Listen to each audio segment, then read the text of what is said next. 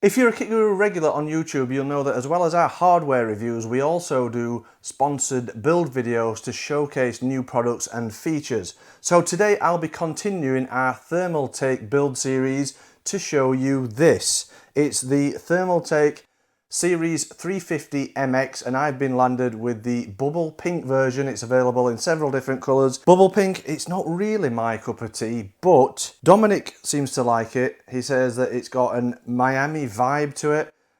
So I think what I'll do with this case, once I've finished with this video, I'll send it to him and he can build his own personal system in it. So this is not actually launched yet. It's expected to be available towards the end of July. We don't have any official UK price and availability information right now, but it's going to be priced at $119. It's similar to the Ceres 330, but comes with two interchangeable front panels, tempered glass and mesh. It's available in 7 different colour schemes, including black, white, blue, yellow, green, and this bubble pink version. It features back connect motherboard support, and there's an optional circular LCD kit. It's a 2.1 inch circular LCD display. You remove this bottom panel here, put the circular display panel in that comes with the case, and then you can install the LCD kit to the case. Because this is a Thermaltake sponsored build video, Thermaltake has also sent over some other hardware for the build. I'm going to try and build a white Project Zero theme system inside the case, so I've got these other parts to go along with that. Should make a decent job of it, and even though bubble pink and blue isn't really my cup of tea, I'm going to try and make it look as good as possible. This is based on the Ceres 330. It shares most of the features. It is the main feature of this video, so I'll have a quick look at this case,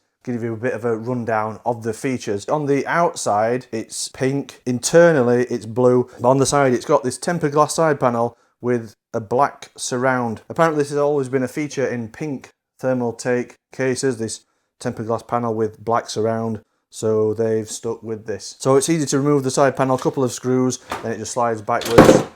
You do have to be careful because there's nothing that locates the glass to the case at the bottom here, so when you slide it out it can fall off quite easily, so just be careful removing that. You can see it is more or less, I think, a completely clear tempered glass side panel. The pink version has this black surround on it.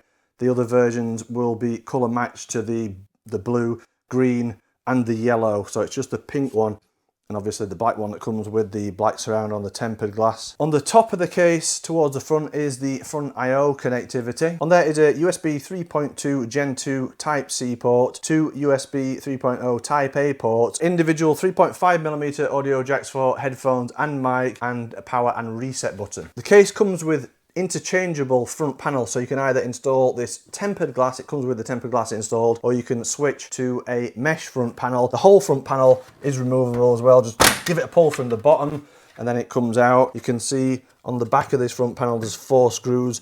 Remove those 4 screws and then you can switch between the tempered glass and the mesh front. It's all plastic, this front panel, apart from the tempered glass. There's also a vent down at the bottom here that's filtered. Looks like that's a cutout for an LCD display, but the LCD display actually fits in the side of the case here.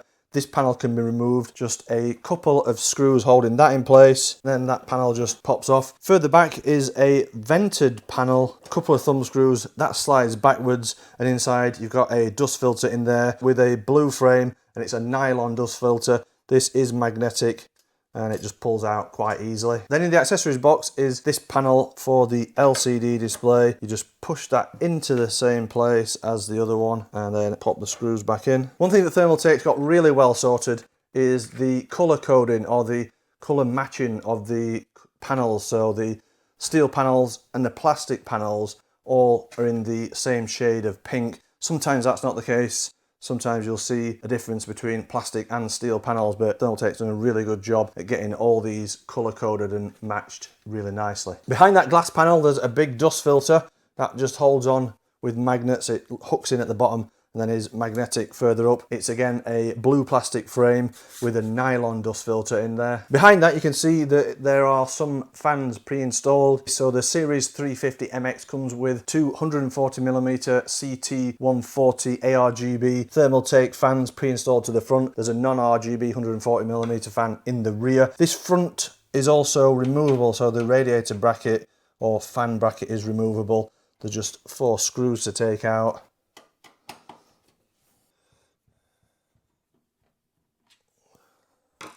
and then you can slide that out of place, pull the wiring out, put that onto your desk if you want to install fans and radiator to it. You can do that on your work surface and then pop it back in place and reinstall the screws. On top of the case is another dust filter that's held in place magnetically. Again, it just hooks on at the front, and then there's some magnets that hold it in position. Again, it's a plastic housing for the filter, and it's a nylon filter inside. And then that allows access to installation of radiators and fans at the top. Once you remove the dust filter, it's completely vented, this top panel. It's very open. Up here you can install either 3 120 fans, 2 140 fans, or up to a 280mm radiator. So 280, 240, 120 and 140 radiators are compatible with the top panel. At the front, it's 320mm or 2 140mm fans, or up to a 360mm radiator. In the rear, there's only space for either a 140 or 120mm fan. It comes with this CT140 pre-installed. You can see there's lots of cutouts on the motherboard tray, and that's because the motherboard tray, or the Series 350MX, supports back connect motherboard. So MSI Project Zero, Asus BTF and Gigabyte Project Stealth are all supported in the Series 350MX. There's additional cutouts with rubber grommets at the side of the motherboard tray for passing cables through, more on the top of the power supply shroud, and a few more up at the top here and here. The case officially supports up to eATX motherboard, so that's eATX, ATX, Micro ATX and Mini ITX, but only ATX form factor back connect motherboards. Graphics cards up to 370mm are supported without a front radiator, but if you install a front radiator, that then reduces the graphics card length to 340mm. Maximum CPU air cooler height is 185mm. You can also see on top of the power supply shroud, that's heavily vented, and there's also some screw points here for vertical graphics card mounting. Potentially, if you've got a graphics card installed in this system, it can pull in some cool air through these vents and through the front, and then up through this ventilated power supply shroud. And then at the back of the case, if you just spin it round, you can see it's a pretty standard ATX style layout with the fan at the top, the rear motherboard I/O cutout, and then you've got 7 horizontal PCIe slots, but this is actually a rotatable PCIe slot panel. Again, there's just 4 screws to take out of this.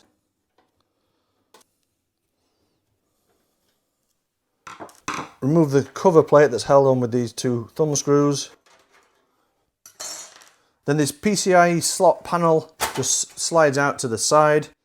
You can rotate it round, slot it back in place, and then you can mount a vertical GPU. Right hand side panel is held in position with 3 thumb screws, and then you just slide it backwards and can be removed. You notice at the bottom of this panel there is another dust filter. It's again one on a blue plastic surround with a nylon filter on it. There's no sound dampening material or anything on this panel. It's just a plain steel side panel. On this right hand side you can see there's some Velcro straps for cable management. You've got this central channel that's designed for cable management. There's some other eyelets down here and across the top for zip ties or additional Velcro straps. For storage, you've got 3 removable drive sleds. So these 2 at the side here, just remove the thumb screw and those come out. On here you can install a 2.5-inch SSD or hard drive. Same here. You can also install on this one a 2.5-inch drive or a 3.5-inch drive. So potentially you can install either 3 2.5-inch drives or 2 2.5s and a 3.5-inch drive. There's no additional drive caddy or drive cage in the floor of the case. So all the space at the bottom you've got there for your power supply. Up to 220mm long ATX power supplies are supported. Plenty of room for storing excess cable down there. And there's also on the power supply shroud, there's a cutout to allow a 360mm radiator to drop down into this zone. Then on the floor of the case, there's 4 plastic feet that are approximately 25mm tall. They've got anti-vibration rubber pads on there. Another dust filter is in here. It's on a black plastic frame with a nylon dust filter insert that can be easily removed from the case for cleaning. And you can see the floor of the case is very open and vented too. There is a mount for 140 or 120mm fan on here. Potentially you can install a fan there. And then there's a vent at the rear of the floor for the power supply fan. So onto the build. I'll be filming the whole build. You can watch the time lapse as well as the Series 350 MX in bubble pink. I'll also be using a Thermaltake TH280 V2 Ultra ARGB Sync 280mm all-in-one liquid cooler with an LCD display. I'll be removing these stock case fans, I think, and using some of these Thermaltake Swafan EX14 ARGB Sync, so 140mm, and they are the interconnecting type of fans. And I might swap the fans that come with the cooler for these Swafan EX fans. Thermaltake's also sent me this power supply to use in the build. So this is a Thermaltake Tough Power GFA3 1050 watts 80 plus gold fully modular unit, and it's also Thermaltake RAM that I'll be using in the system. It's a 32GB, so two 16GB modules of this Thermaltake Tough RAM XG RGB D5, so it's DDR5 6000 mega transfers per second. CPU for the system will be an Intel Core i7-14700K, because I'll be using this MSI Z790 Project Zero motherboard. So this is a back connect motherboard. All the connectors are on the opposite side of the motherboard to hide cables and tidy up the look of the system. Graphics card will be this Palette RTX 4070 Ti Super Gaming Pro. It's the white version. Really like the look of that card. For storage in the system, I'll be using this Corsair MP700. It's a 1TB drive, PCIe Gen 5 M.2 NVMe SSD. So get on with the build. Try and make this pink and blue look as good as possible with the white components, and hope you enjoy the time lapse.